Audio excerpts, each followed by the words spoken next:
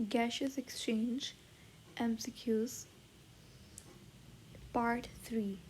Question number 30. Breathing is a mechanical process consisting of dash steps.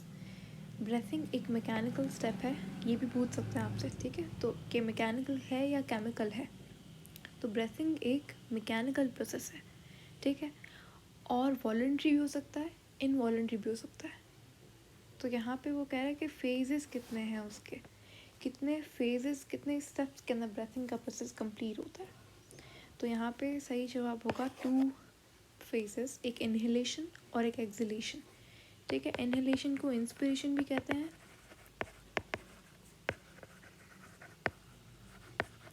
और exhalation को expiration भी बोलते हैं। Question number 31. During inspiration fresh air moves in which has high percentage of. जब आप inspire करते हो, एयर को इनहेल करते हो, तो उसके अंदर बहुत ज़्यादा परसेंटेज होता है किसका। तो देखो, एयर, जब हम एयर को इनहेल करते हैं, हमें पता है एयर क्या है, मिक्सचर ऑफ गैसेस।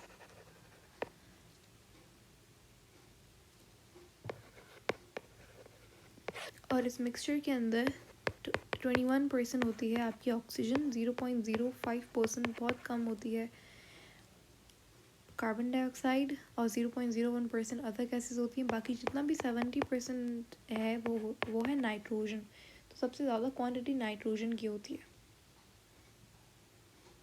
ठीक है। तो यहाँ पे ऑप्शन बी सही जवाब होगा। Question number 32. Partial pressure of oxygen is maximum in.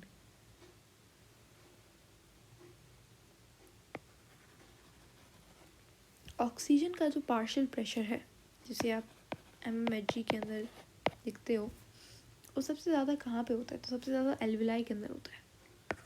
ऐसे याद रखना, क्योंकि एल्विलाई, जो आप एयर इनहेल की आपने, एल्विलाई के अंदर गई, एल्विलाई के अंदर पार्शियल प्रेशर ऑफ ऑक्सीजन ज़्यादा होता है,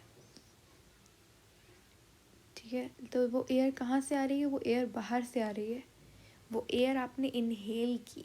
तो यहाँ पे एल्वियुलर एयर भी आंसर हो सकता है, लेकिन क्योंकि उन्होंने इनहेल्ड एयर भी लिया हुआ है, तो ऑफकोर्स हम लोग इनहेल्ड एयर को कंसिडर करेंगे। क्यों? बिकॉज जो एल्विलाई के अंदर एयर है, वो कहाँ से आई, वो इनहेलेशन के बाद बॉडी के अंदर आई एल्विलाई में, तो इसीलिए इनहेल्ड एयर, ठीक है। Question number 33. Which of the following play passive role during breathing. तो इसमें मैंने आपको बताया था लास्ट टाइम भी कि ब्रेथिंग में 2 पार्ट्स होते हैं, इंस्पिरेशन और ये एक्सपिरेशन।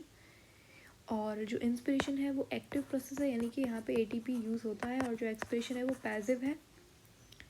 तो कौन सी चीज़ पैसिवली काम करती है?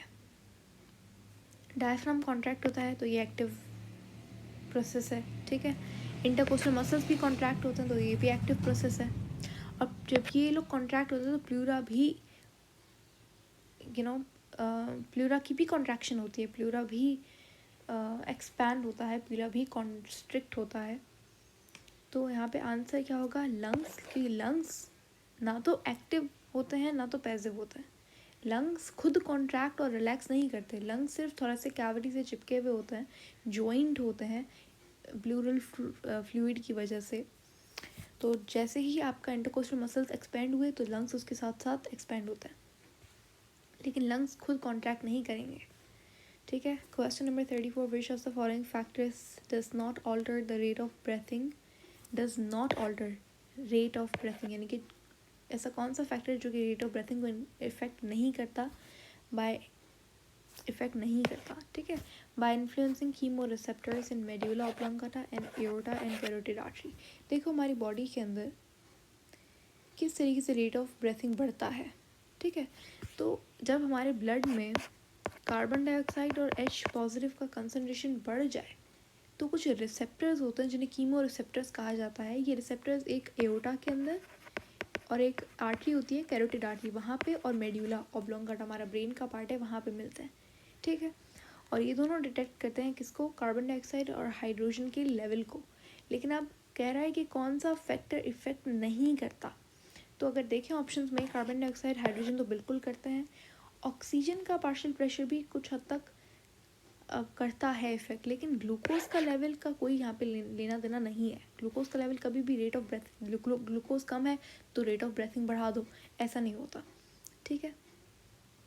चलो question number 35, if you hold your breath for a long time carbon dioxide levels are likely to dash. अगर आप अपना सांस रोक लो थोड़ी देर के लिए तो कार्बन डाइऑक्साइड ब्लड के अंदर क्या होगी, ज़्यादा होगी, राइट।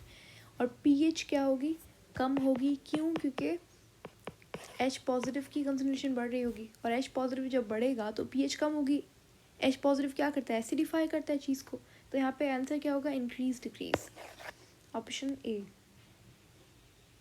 चलो question number 36, during expiration the diaphragm becomes dash.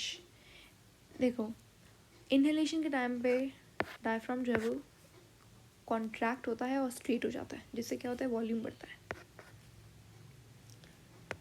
ऐसे था लेकिन ऐसे हो जाता है, लेकिन एक्सप्रेशन के टाइम पे ये रिलैक्स होता है तो दोबारा से डोम शेप में हो जाता है। तो एक्सप्रेशन के टाइम पे इट्स मोर डोम शेप्ड, ठीक है। Question number 37, which of the following condition is responsible for increase in ventilation rate. तो बताया था मैंने कि ब्रेथिंग रेट, वेंटिलेशन रेट एक ही बात है। कैसे वेंटिलेशन रेट बढ़ता है, जब कार्बन डाइऑक्साइड और एच पॉजिटिव बढ़े। तो ऑक्सीजन के बारे में इन्होंने दिखा हुआ है तो नहीं, ऑक्सीजन इफेक्ट नहीं करता, मेनली कार्बन डाइऑक्साइड करती है और एच पॉजिटिव आयन करते हैं। तो increase of carbon dioxide content in inhaled air या फिर increase of carbon dioxide content in exhaled air. तो यहाँ पे ऑफकोर्स ऑप्शन नंबर डी जो है वो सही जवाब होगा।